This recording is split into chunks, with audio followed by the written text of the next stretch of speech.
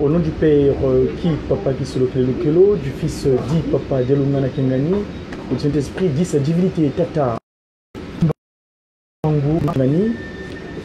Aujourd'hui, on est le deuxième jour du mois de septembre en l'an 2018. On a un jour sacré, le jour du repos, par rapport au calendrier grégorien que nous utilisons actuellement. Vous savez, au sein de l'institution Tata Kimbangu, le mois de septembre, c'est un mois spécial. Vous savez, lors de sa première venue, le Saint-Esprit, Tata Kimbangu, il s'est manifesté, il est arrivé en Kamba, Nouvelle-Jérusalem. C'était un certain mercredi 12 septembre 1887. Et nous venons terminer le mois d'août. Là, nous sommes rentrés donc au mois de septembre, on est le deuxième jour. Et pour ceux qui sont la bénédiction de pouvoir connaître le Saint-Esprit, eh ben, d'après ses commandements, ils doivent l'honorer en se rendant au culte dominical. Parce que Dieu, dans son amour majestueux, il nous a donné 6 jours pour faire ce que nous voulons. Mais finalement, il s'est dit, mes enfants, vous me consacrez seulement le 7e jour qui m'est propre. Et donc, dans ce cadre, ici au sein de l'institution qui est venue qui s'est matérialisée dans l'institution spirituelle, qui s'est matérialisée sur terre depuis le 6 avril 1921, nous les enfants de Tata Kimbangu, nous honorons ce jour-là en se rendant dans sa maison, dans son temple, pour le rendre gloire, déjà le remercier, le fait que nous avons gardé durant toute la semaine, sans embave, sans accident, et finalement, il nous a donné ce jour de repos dominical, nous rendons à son Saint-Temple pour le rendre grâce. Qu'ai-je à vous partager en cette matinée dominicale du dimanche 21er septembre? Déjà, un fait, c'est que en 1921, donc le commencement de toute chose, en cette Tata Kimbangu, qui s'est réfugié à Mandansanda, après elle a avorté le 6 juin, il se prépare parce que le Christ, le Seigneur Jésus-Christ, le début déclare, il dit qu'un responsable doit être arrêté chez lui et non ailleurs. Et donc, c'est pour faire la volonté du Seigneur Jésus-Christ, Papa Simon Kimbangu va se préparer pour se rendre, repartir en Kamba, afin qu'il soit arrêté par les imposteurs ou bien les utilisés de Satan pour pouvoir l'appréhender. Mais ça n'est ainsi, c'est la volonté divine. Mais moi, votre humble serviteur Diapom Komazaï de Mandombe, en ce jour donc, je me permets avec mon support de travail, qui est le kimongisme, de vous parcourir parce que il s'est passé des choses avant que se rende le septembre, plus précisément le 10 particulièrement. Le 10 septembre, c'était un jour fatidique, un jour spécial qui a, au jour duquel il faisait des déclarations. Ces déclarations-là ont des portées, ont des conséquences en ce jour. Actuellement, tout le monde nous sommes, nous le vivons. Entre autres, je vais faire allusion au discours de Mbanza Sanda. Bonjour maman El Nora Wamanan. Je ne sais pas si c'est papa ou maman, nous sommes comme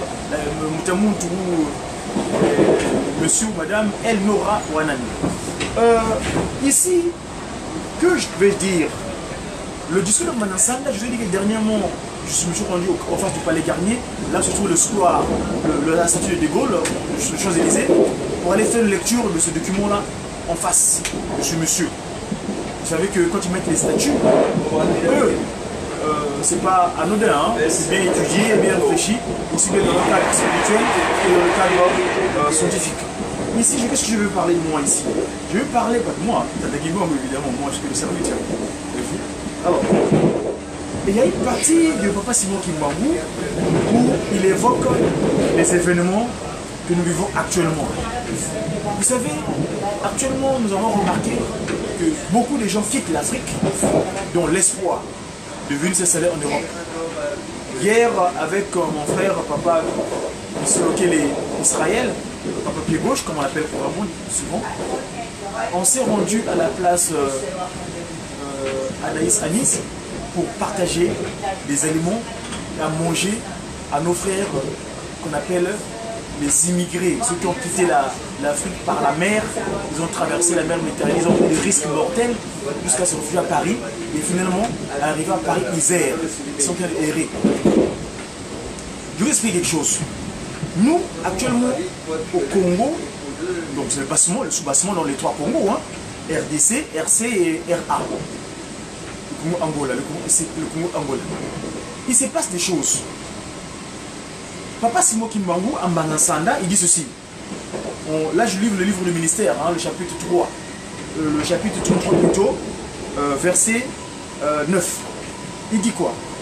Le Congo sera libre. Et l'Afrique aussi. Là, je parle du Congo avec grand K, hein, s'il vous plaît. Ne me mettez pas avec le Congo, le C des divisions. Là. Non, non, on ne connaît pas là. Nous, en tant que Congolois, nous sommes dans le Congolois. Pas les Congolais comme les Congolais leaders. Non, on n'est pas vilain. On est des Congolois. Dans le cas du Congolois, donc Congo un Sikou, Congo, peut-être la nomme un Sikou. Les décennies qui suivront la libération de l'Afrique, ça c'est pas seulement qui parle, mais aussi le 10 septembre 1921, en Banzansanda. Donc le Congo, ça c'est verset 9. Le Congo sera libre, l'Afrique aussi. Les décennies qui suivront la libération de l'Afrique seront terribles et atroces. Car tous les premiers gouvernements de l'Afrique, libres, travailleront au bénéfice des Occidentaux. Un grand désordre spirituel et matériel s'installera. Les gouvernants de l'Afrique entraîneront sur les conseils des Occidentaux, donc les coalitions internationales, leurs populations respectives dans des guerres meurtrières et s'entretueront. La misère s'installera. Beaucoup de jeunes quitteront l'Afrique dans l'espoir d'aller chercher le bien-être dans les pays des Occidentaux. Ils parleront toutes les langues des Occidentaux. Parmi eux, beaucoup seront séduits par la vie matérielle des Occidentaux. Ils deviendront leur proie. Il y aura une grande mortalité parmi eux et certains deviendront leurs parents. Il faudra une longue période pour que l'homme noir acquiert sa maturité spirituelle. Celle-ci lui permettra d'acquérir son indépendance matérielle. Alors, s'accomplira la troisième étape. Et bien, dans cette troisième étape naîtra un grand roi divin. C'est-à-dire celui qui viendra avec le roi comme remettre de l'ordre intérieur. ROI. Il est là pour remettre de l'ordre intérieur et comme acte fondamental de la Constitution, les 10 commandements. Parce qu'à ce moment-là, nous verrons où est-ce que les intrus, tout ce qui est occulte là, ici de l'Égypte antique, que les Occidentaux ont récupéré, qu'ils utilisent et qui pratiquent, qui créent des désolation. Pourquoi je vais parler de cet événement-là, des autres spirituels? Hier, j'étais à la porte de Bervilliers pour aller donner à manger à nos frères immigrés qui ont fui la guerre, l'incompréhension. Je veux dire, les intrus, les poltrons, qui ont le pouvoir là-bas, qui gèrent mal le territoire, et qui sert en fait les intérêts des Occidentaux, comme Papa Simon l'avait dit dehors, 1921. L'indépendance spirituelle. Papa Simon Kimbangu, moi quand tu m'as paru ici en 99, la première démarche qui m'a entreprise, lui agissant en moi, c'est de me rendre à l'Élysée. Quand je me suis rendu à l'Élysée, ce jour-là, l'esprit de Tata Kimbangu m'habitant, ils n'ont pas pu m'appréhender. Et quand j'ai mis pied dans la cour de l'Élysée, tout le monde s'est agenouillé. Cette génification-là, c'est le symbole de quoi? C'est que Mfouka, ils sont redevables. Parce que nous dit Mfouka mène, Mfouka y mène, c'est la dette. Les poltrons, les sous-préfets comme chefs d'État qui mettent au Congo, que ce soit en Afrique et partout ailleurs, pour ceux qui sont dirigés dans les loges. Parce que la désolation actuelle, c'est que c'est quoi? Les gens, ils sont fiés aux pratiques qui sont inappropriées à notre ancestralité naturelle. L'ancêtre naturel, c'est moi, ici la référence, c'est Tata Kimbangu. Tata Kimbangu, c'est le même qui a exercé le service suprême pour nous, de pouvoir rester 30 ans en prison, de 1921 à 1951, jusqu'à la date où il décide, tel qu'ils sont convenus avec le Christ Jésus, parce que le Seigneur Jésus-Christ est resté libre pendant 30 ans. Victime de la démocratie, référendaire, organisée par Ponce Pilate, avec la complicité des Sadducéens, ou des jésuites, ou bien des hypocrites chrétiens à l'époque, qui étaient les hypocrites judaïstes, le judaïsme qui était présent à l'époque. Ils ont eu une menée campagne électorale pour libérer Barabbas et tuer le Christ Messie qui était venu pour nous sauver. Donc, victime de la démocratie. Papa de Menda Kuntima, le second visite à Kimbangu, appelé cette type d'idéologie comme étant la démocratie. Parce qu'il n'arrêtait pas de répéter que la démocratie chez eux, ça marche bien. Mais chez nous, ça crée la désolation. Vous voyez là, c'est une mascarade. D'ailleurs, même jusqu'ici, ça fait 25 ans, 27 ans en Europe. Je remarque que les élections sont manipulées à travers les urnes. Parce que dans les loges, ils choisissent un jeune homme ou un monsieur qui manipule. Et finalement, à un moment donné, qui dirige, ils le mettent sur le piédestal. Mais derrière, ce sont les conseillers, ce sont des pratiques de franc-maçon, Rose-Croix et Malégarie. Bref, toutes ces désolations, tous ces esprits inappropriés. Donc, que Satan, donc l'église de Satan sur terre, on le commence, qu'on appelle les inventions de pensée intellectuelle, mais en fait, l'intellectualisme, vous savez dire que les laines viennent de l'Égypte. Hein? Les Grecs ont étudié en Égypte, et l'Égypte, nous savons ce qui s'est passé en Égypte. Voyez-vous? Donc, mes chers amis, ici, moi, en faisant état de cela, Papa Simon Kimbangu en Madansanda, il relève cette fête-là. Le discours est large, il est long. Je pourrais le disposer pour ceux qui veulent. Vous pouvez aller sur mon compte Facebook Boudidia Congo. J'ai mis en ligne c'est l'anniversaire le 10 mars, le 10 septembre, c'est dans quelques jours. Donc, que voulais-je dire? Nous, Congo, nous, Africains, c'est-à-dire les Africains, c'est-à-dire ceux qui sont libres, et Afrique en week-end, dès que j'avais dit à 1999, on est libre et capable. Ceux qui sont libres et capables doivent se rendre compte que le repère spirituel, c'est Nkamba, c'est Tata Kimbangu et personne d'autre. Et plus précisément, je donne cette indication propre, Tata Kimbangu Kiangani, le chef spirituel. Parce qu'aujourd'hui, beaucoup qui mettent en évidence Kimbangu, mais en fait, ils commencent à faire comme à l'époque de Jésus. Jésus, mais en fait, en réalité, il n'a pas Kimbangu. Donc, qu'est-ce que fait prévaloir le Mfumo Kimbangu, mais non, c'est Papa Simon Kimbangu Kiangani, c'est notre père, d'accord? C'est le Seigneur qui est venu pour nous. Alors, et parlons donc des pratiques occultes là, spirituelles. J'ai un message, un discours politique que mes anges sont venus disposer. La mélodie existe, c'est moi, nous les guitaristes, nous le faisons, la musique, nous le faisons, mais ici, je vais vous faire la lecture littérale. C'est un appel. Il dit quoi? Un appel à se repentir du mauvais héritage de la magie, la sorcellerie, la franc-maçonnerie et toute sa confrérie. Un appel à l'humanité tout entière de renoncer à la succession du mauvais emballage hérité des aïeux et qui nous avilit toujours davantage. Si le pouvoir du consolateur Papa Simon Kimbangu était suprématie de celui des magiciens, des charlatans de ce monde, qui est-il? Si le pouvoir des trois glorieux issus de Papa Kimbangu était prépondérant de celui des sages et magiciens de ce monde, qui sont-ils? Le Messie a connu ce mépris. On lui retorqua qu'il était magicien. Dieu nous a pris la grande leçon en venant au monde dans une bergerie. Malheur à nous parce que nous avons péché. Voici pourquoi nos yeux se sont obscurcis. Alléluia, Alléluia, Alléluia, Alléluia. Oui, Éternel, tu sièges à jamais. Ton trône subsistera de génération en génération. Louons les trois glorieux ici-bas et béni soit Tata Kimbangu. Vous voyez, ce discours politique, voilà, il est là. Ce discours gouvernemental, parce que nous, en tant que politique, on parle à la cité. Parce que ceux qui font la politique actuelle, c'est des hypocrites.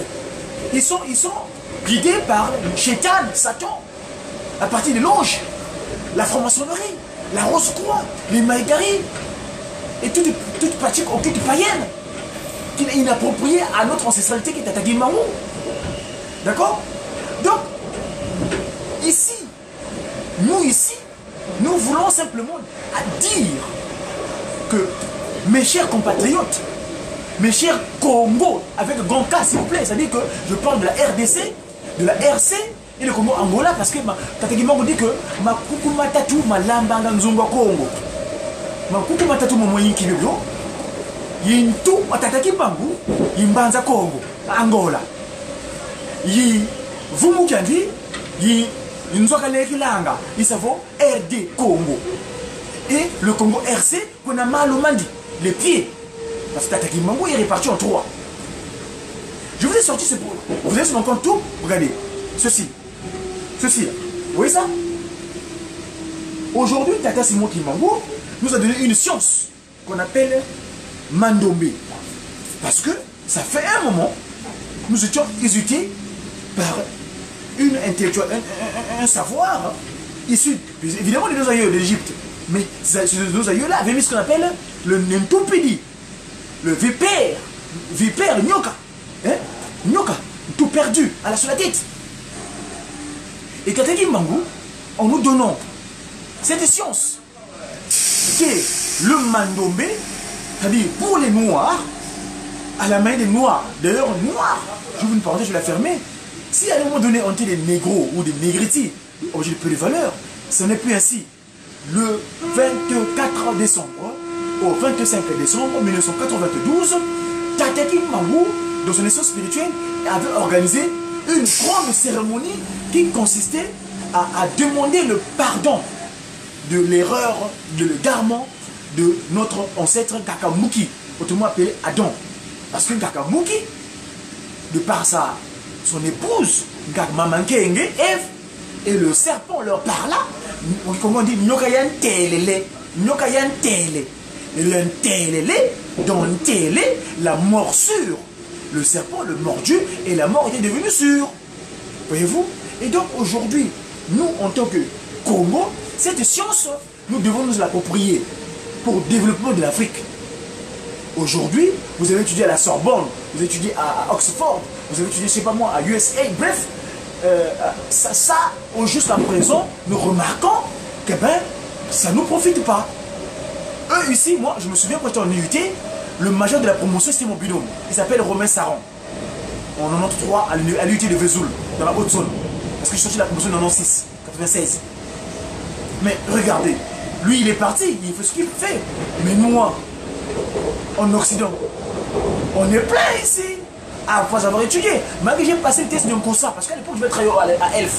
Mais cette mascarade toujours organisée par, à l'époque Elf, aujourd'hui Total, pour mettre les individus qui peuvent contrôler. De même pour les cargaisons de pétrole qui volent à partir des bacs de pétrole, ils ne veulent pas mettre les autochtones parce qu'ils savent que le propre Congo, le Congo qui aime son territoire, le Congo qui aime Congo, le Congo qui travaille pour le Congo, et non les poltrons, eh bien, l'échec, j'ai pas le test. Finalement, j'ai insisté jusqu'à Schumberger pour aller travailler toujours dans le simulating. Bref, en fait, là, c'était là, si je parle de ça, une parenthèse, je la ferme tout de suite, c'était la volonté de Tata Guimaou. Actuellement, à Paris où nous sommes, Papa Guimaou nous investissons cette action qui concerne être des ambassadeurs. Parce qu'il dit, vous êtes les ambassadeurs, les soldats bien armés du Seigneur, à porter sa parole dans le monde entier, par la gloire de son Père, qui est le roi de rois. Il a triomphé du Satan et devenu les vainqueurs du monde. Il n'a pas de concurrent. Voilà, Tata Guimaou, il n'a pas de concurrent, il est l'esprit de vérité. Nous allons poursuivre notre démonstration en cours de route parce que lui, en tant qu'esprit de vérité, 30 ans en présent, 30 ans de libération, le Congo, plus que jamais, eh ben, est dans sa prise. Et nous sommes les actionnaires de cette prise-là. Vous demandez pas qu'à ça, on va continuer le travail. Voilà mes amis, nous allons poursuivre notre reportage en live.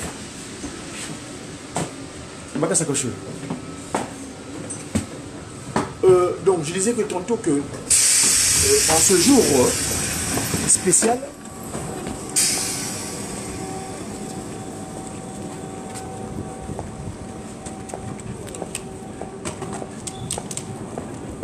Papa Kimbangu, celui-là même qui accepta qu'il soit humilié, torturé, afin, parce qu'il est le chiffre 9, parce que son territoire, le paradis terrestre, parce que Papa Kunti Madian Lengenda avait déclaré la RD Congo à l'époque, pendant ces déclarations, les CTH s'appelle le Zaïre, le Nzayabaroi, dans le territoire des rois. Aujourd'hui, donc, on va restaurer. Et donc, Tata Kimbangu, en venant sur terre, le Saint-Esprit, en prenant corps au Congo, ce territoire qui est entouré de 9